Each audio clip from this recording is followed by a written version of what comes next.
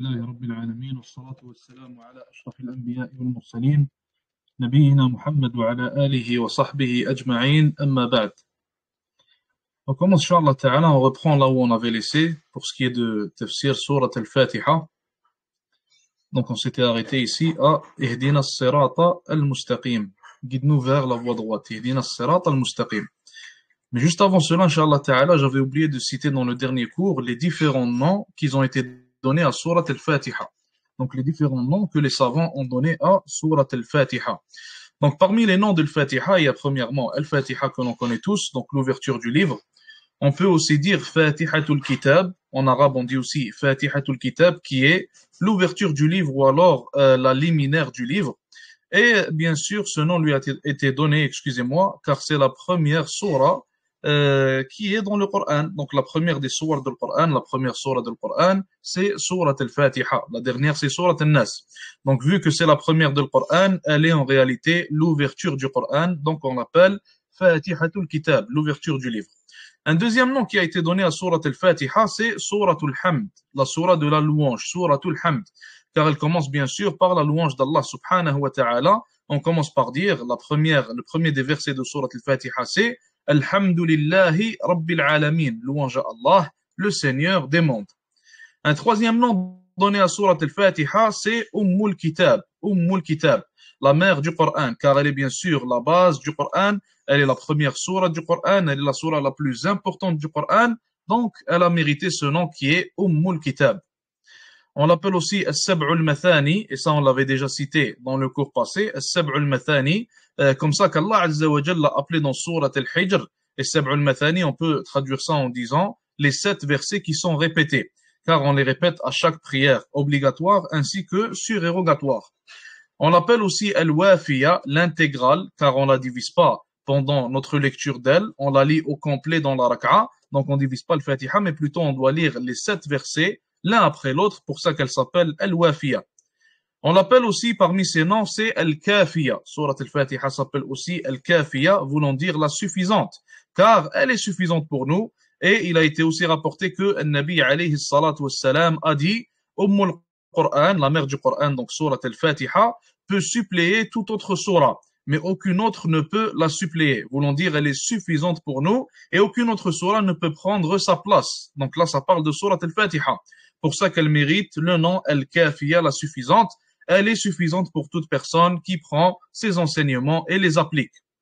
D'ailleurs, parlons de suffisance, parlons du fait qu'elle est suffisante. Surat Al-Fatiha, elle inclut et parle des 3 types de tawhid. Surat Al-Fatiha, elle inclut et parle des 3 types de tawhid. Surat Al-Fatiha nous parle de tawhid al-uluhiyya, le tawhid de l'adoration d'Allah Azza wa Jal. Donc faire en sorte qu'Allah subhanahu wa ta'ala est le seul qu'on adore. Et elle en parle dans le verset où on dit Iyyaka na'budu wa iyyaka nasta'in. Tu es le seul qu'on adore et de toi seul nous cherchons le secours. Donc là, en fait, ça nous explique et ça nous expose en réalité Tawhid al-Uluhiyya, le fait qu'Allah Azza wa Jal est le seul à être adoré, et ça, on parle de manière très claire. Ça nous parle aussi de Tawhid al-Rububiyya. Allah Azza wa Jal dit Alhamdulillahi Rabbil Alamin. Allah Azza wa Jal est le Seigneur des mondes. Donc ça vient établir le Tawhid de la Seigneurie en établissant qu'Allah Azza wa Jal est le seul Seigneur, le seul Créateur, le seul qui mérite de se faire adorer aussi. Et ça établit aussi Tawhid al-Asma'i wa Sifat, le Tawhid des noms et des attributs d'Allah Azza wa Jal. Allah Azza wa Jal cite parmi ses noms et ses attributs dans cette surah. Par exemple, Allah Azza wa Jal dit Ar-Rahman Ar-Rahim, le très miséricordieux, le tout miséricordieux. Allah Azza wa Jal établit par cela ses noms et ses attributs qui sont parfaits. Donc, Surat Al-Fatiha, elle est Al-Kafiya, elle est la suffisante, si on prend par ses enseignements. Et bien sûr, l'enseignement le plus important est celui du Tawhid, et elle inclut l'enseignement du Tawhid d'une manière complète, en parlant très clairement de ces 3 types. Elle est aussi Al-Asas, on appelle aussi Surat Al-Fatiha, un 7e parmi ses noms, c'est Al-Asas. Donc, Al-Asas voulant dire quoi? Voulant dire le fondement sur lequel toute autre chose est bâtie. Et ça vient d'une parole d'Ibn Abbas, radiyallahu ta'ala anhu, où il aurait dit, à toute chose un fondement. Et le fondement du Coran, c'est la Fatiha. À toute chose un fondement, et le fondement de la parole d'Allah Azza wa Jal, c'est Al-Fatiha. On l'appelle aussi Al-Shifa. Parmi les noms de Al-Fatiha, il y a Al-Shifa, la guérison. Le Nabi alayhi salatu salam, il a été rapporté de lui qu'il a dit l'ouverture du livre, donc Fatihatul Kitab, est une guérison contre toute maladie. Et il y a aussi un autre hadith où le prophète alayhi salatu wassalam, certains de ses compagnons étaient quelque part, ils étaient à un endroit lointain, et un chef de l'une des tribus, il a été piqué par un scorpion, si je me rappelle bien, wallahu a'lam. Il a été piqué par une hayya. Et il allait mourir. Donc il était très malade, il allait mourir. Les gens de la tribu ont appelé les compagnons de Nabi alayhi salatu wassalam et leur ont demandé de pratiquer ce qu'on appelle al-ruqya sur lui. Donc al-ruqya, ça peut aussi signifier le fait d'essayer de le guérir, le fait de pratiquer la médecine sur cette personne. Les compagnons qui étaient présents, radiyallahu anhum, ont pratiqué al-ruqya sur lui et ils ont lu sur lui Suratul Fatiha. Et il a été guéri après cela.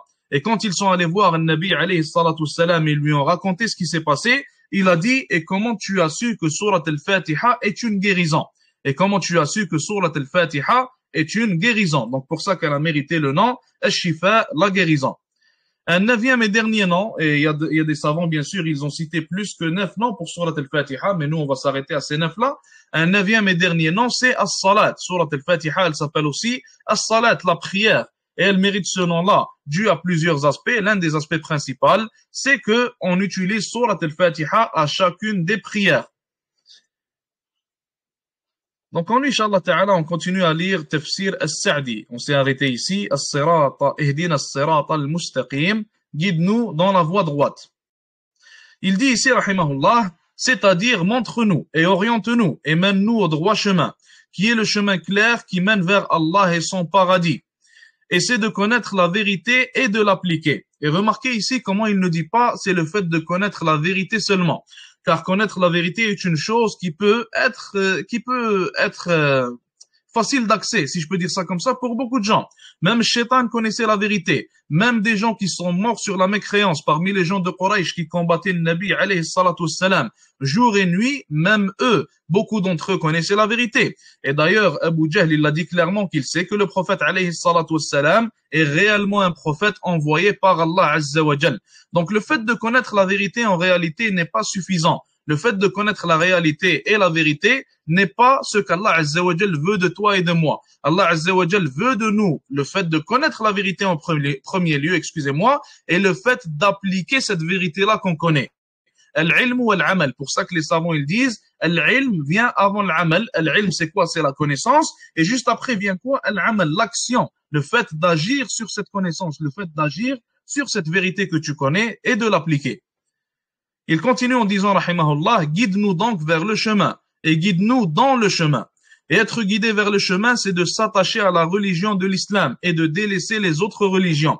Et être guidé dans l'islam, cela englobe la guider vers tous les détails de la religion en les apprenant et les appliquant.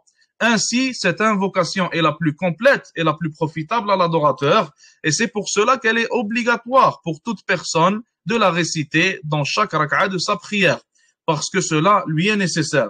D'ailleurs, comme Cheikh Sa'di rahmatullahi alayhi, il dit ici, il faut savoir qu'il y a la guidée vers l'islam, Allah Azza wa Jal te guide vers la pratique de l'islam, Allah Azza wa Jal te guide vers la vérité, et il y a la guidée dans l'islam aussi. Et comment on pourrait traduire et vulgariser ces mots-là? On pourrait dire que la guidée dans l'islam, c'est le fait qu'Allah Azza wa Jal te donne la fermeté. Allah Azza wa Jal, en premier lieu, te permet d'être guidé vers la religion, vers la vérité. Allah Azza wa Jal te permet de la pratiquer. Allah subhanahu wa ta'ala te permet d'être assidu dans tes prières, dans tes pratiques, dans tes obligations. Mais tu as besoin d'une autre chose aussi. Tu as besoin à ce qu'Allah Azza wa Jal te donne la fermeté et fasse en sorte que tu ne dévies pas de cette vérité après avoir commencé à l'appliquer et après avoir été guidé vers celle-ci. Donc, al-thabat, c'était une chose que le prophète alayhi salatu wassalam demandait énormément. Et d'ailleurs, l'invocation que le prophète alayhi salatu wassalam faisait le plus, c'est Allahumma ya muqallib al-qulub, thabbit qulubana ala dinik. Oh Allah, retourneur des cœurs, raffermis nos cœurs sur ta religion. Allah Azza wa Jal dit après cela, sirata alladhina an'amta alayhim ghayril maghdubi alayhim waladdallin. La voie de ceux que tu as comblés de tes grâces. Parmi les prophètes, les véridiques, les martyrs et les pieux. Non pas la voie de ceux qui ont encouru ta colère. Non pas, ici je pense qu'il y a une erreur, et non pas celle de ceux qui connaissent la vérité et qui l'ont délaissée, tels que les juifs et ceux qui leur ressemblent. Voilà dallin, ni des égarés. Donc ici, le cheikh, il dit, rahmatullahi alayh, ceux qui ont délaissé la vérité par ignorance et par égarement, comme les chrétiens et ceux qui leur ressemblent. Donc, quand Allah Azza wa Jal dit, غير المغضوب عليهم, غير المغضوب عليهم, ceux qui ont encouru ta colère. Le cheikh a fait le tafsir de cela, et d'ailleurs, c'est un tafsir qui vient des salafs. Ils ont dit que ceux qui ont encouru la colère d'Allah Azza wa Jal, ce sont les juifs, car ils connaissent la vérité, mais l'ont délaissée.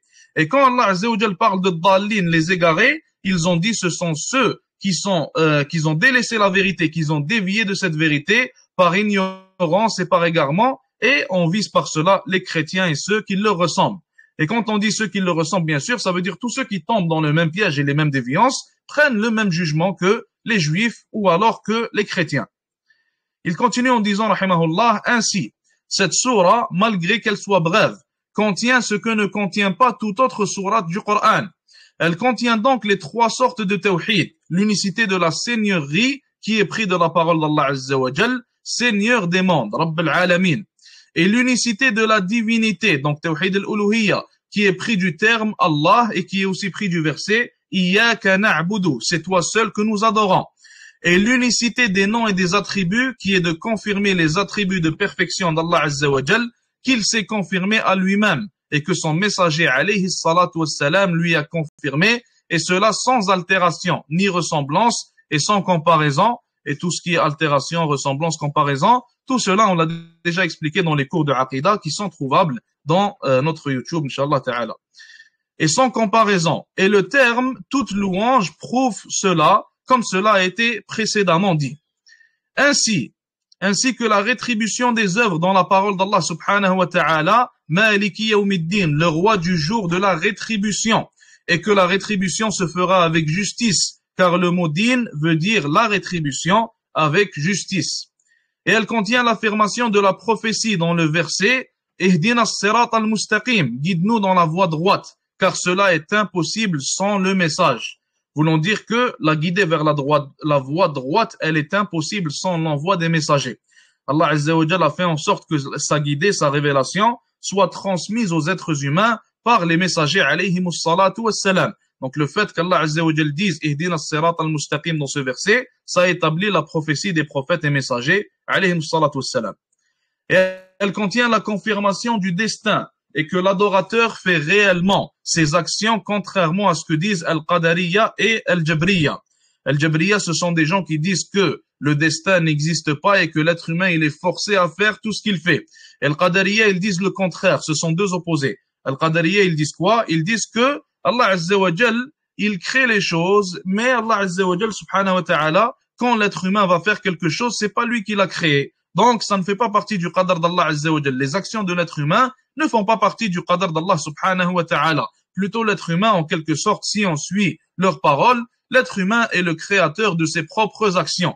Et d'ailleurs, les salafs, les savants de salaf, ils ont répondu grandement à cela. Et l'imam al-Bukhari, rahimahullah, il a même fait un livre sur la aqidah qui inclut beaucoup de réponses face à cela. Et d'ailleurs, même le titre, il répond à leur déviance et à leur égarement. Il a appelé son livre Khalqu Af'al al-Ibad, la création des actions des serviteurs.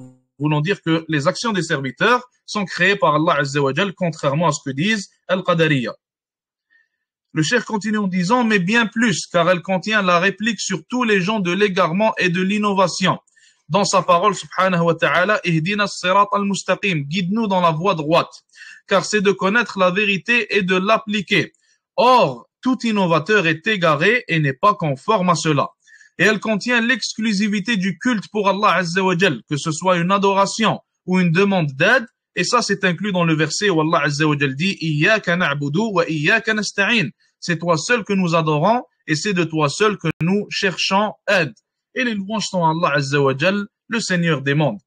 Donc d'ailleurs, le verset Iyyaka na'budu wa iyyaka nasta'in, l'imam Ibn al-Qayyim rahimahullah, il a fait tout un livre sur ce verset-là. L'imam Ibn al-Qayyim rahimahullah, il a fait tout un livre de 2 volumes sur ce verset-là, un livre qui est incroyable qui s'appelle Madarijus Salikin bayna manazil iyyaka na'budu wa iyyaka nasta'in. Donc ce livre-là est très conseillé. C'est un très bon livre qui touche beaucoup à ce qui est tazkiya, qui touche beaucoup à ce qui est l'extrait en fait de ce qui touche au cœur et de ce qui remplit les cœurs de l'amour d'Allah subhanahu wa ta'ala et de la crainte d'Allah azza wa jal, tiré des versets notamment de Iyyaka na'budu wa Iyyaka nasta'in. Et on s'arrête avec ça aujourd'hui, Inch'Allah. Jazakumullahu khair. Sallallahu wa sallam wa baraka ala nabiyyina Muhammad. Wassalamu alaykum wa rahmatullahi wa barakatuh.